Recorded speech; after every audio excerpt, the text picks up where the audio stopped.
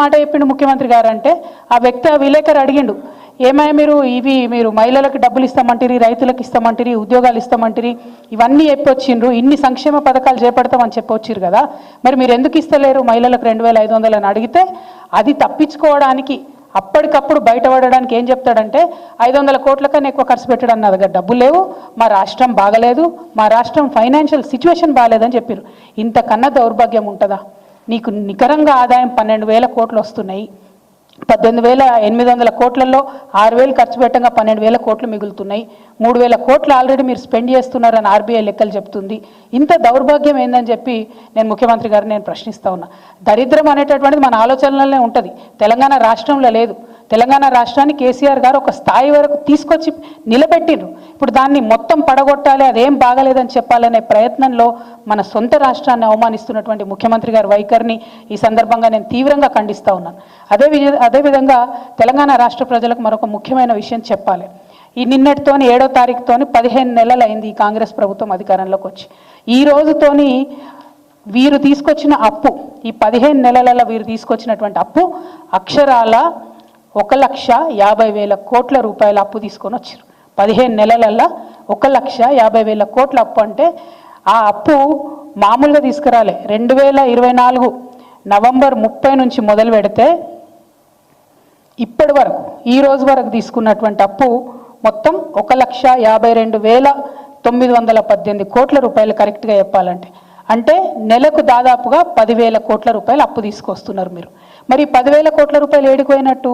మీరు కనీసం మహిళలకు 2,500 ఇస్తలేరు, రుణమాఫీ ఇంతవరకు సంపూర్ణంగా కాలేదు, రైతు బంధు సంపూర్ణంగా కాలేదు, రైతు బీమాకి ఇంకా బాకీ పడి ఉన్నారు, బోనస్ ఇస్తామన్నారు, బోనస్ ఇవ్వలేదు, అది కాస్త బోగస్ అయిందని అందరూ కూడా మాట్లాడుకుంటున్నారు. ఇట్లా ఒక్కొక్కటి లెక్క పెట్టుకుంటా పోతే నిన్నగాక మొన్న మీరు చేనేత మిత్రుల దగ్గరికి పోయినరు, వాళ్ళకి ఇవ్వాల్సిన బీమా డబ్బులు కూడా మీరు కడతలేరు. మొన్న మహిళల దగ్గరికి పోయినరు, మహిళలకు ఇస్తా అని చెప్పినటువంటి ఏ విషయం కూడా మీరు ఇస్తలేరు. మరి ఈ డబ్బులన్నీ ఏడికి పోతున్నట్టు? కేసీఆర్ గారు అప్పు తీసుకొచ్చిరు అని బద్నాం చేసిరు. ఇవాళ మేము కేసీఆర్ గారు తీసుకొచ్చినటువంటి అప్పుకు మీకు నయా పైసతో సహా లెక్క చెప్తాం. మరి మీరు ఈ 1,50,000 కోట్లు తీసుకొచ్చిరు, దానికి లెక్క చెప్పాలని చెప్పి నేను డిమాండ్ చేస్తూ ఉన్నా. కేసీఆర్ గారు మొత్తం 10 ఏళ్లలో తీసుకొచ్చిన అప్పు ఎంత అంటే, ఇది కూడా ఆర్బీఐ రికార్డే, నేను చెప్పే కవిత్వం కాదు. అప్పు ఎంత అంటే 3,89,000 కోట్లు. దాంతోపాటు మనం గ్యారంటీలు ఇస్తాం కార్పొరేషన్లకు ప్రభుత్వంగా, అది మరొక 38 కోట్లు, అంటే 38,000 కోట్లు. మొత్తం కలిపి 4,30,000 కోట్ల రూపాయలు కేసీఆర్ గారు అప్పు తీసుకొస్తే ఒక్క కాళేశ్వరంకే 90,000 కోట్లు మేము ఖర్చు పెట్టినాం. అది కాకుండా ఇతర మొత్తం ప్రాజెక్టులకు, పెండింగ్ ప్రాజెక్టులకు, రిజర్వాయర్లకు, చెరువులకు, మైనర్ ఇరిగేషన్, మేజర్ ఇరిగేషన్ అన్నీ కలుపుకుంటే 1,37,000 కోట్లు వాటి కోసం పెట్టడం జరిగింది. మిషన్ భగీరథ మీద 37,000 కోట్లు పెట్టడం జరిగింది. మొత్తంగా అగ్రికల్చర్ అంతా కూడా, వ్యవసాయం అంతా కూడా చూసుకుంటే 30,000 కోట్లు రుణమాఫీ చేసినాం. అట్లానే ఫ్రీ కరెంట్ రైతులకు ఇవ్వడానికి 36,000 కోట్ల రూపాయలు ఖర్చు పెట్టినాం. రైతు బంధుకు 73,000 కోట్లు ఖర్చు పెట్టినాం. రైతు బీమాకి 6,892 కోట్లు ఖర్చు పెట్టినాం. అదే కాకుండా మనం మొత్తం కరెంటు వ్యవస్థ అంతా రాష్ట్రంలో మంచి చేయాలంటే పరిశ్రమలకు కరెంట్ ఇవ్వాలి, ఆఫీసులకు కరెంట్ ఇవ్వాలి, రైతులకు కరెంట్ ఇవ్వాలంటే కరెంటు వ్యవస్థను మొత్తం గాడిన పెట్టడానికి పెట్టిన ఖర్చు 1,38,000 కోట్లు. అదేవిధంగా ఆరోగ్యం మీద పెట్టినటువంటి ఖర్చు 61,000 కోట్లు. సంక్షేమం మీద కేసీఆర్ గారు పెట్టినటువంటి ఖర్చు 10 ఏళ్లలో 2,83,000 కోట్లు.